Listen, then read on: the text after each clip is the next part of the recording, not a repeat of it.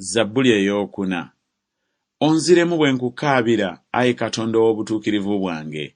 Wansumulula bwe nnali mu nnaku, onsaasire, ompulire okusaba kwange.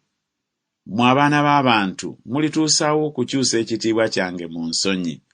Mulituusaawo okwagala ebitaliimu n'okugoberera eby'obulimba. Naye mutegeere nga Mukama yeeterekedde atya Katonda.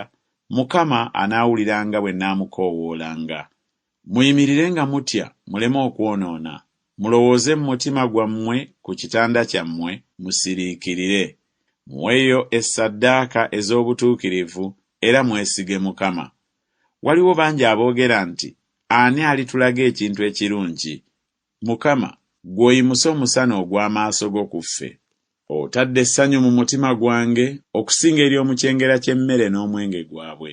Mu butatya naagalamiranga ne neebaka, kubanga ggwe wekka, Mukama, ontuusa mu mirembe.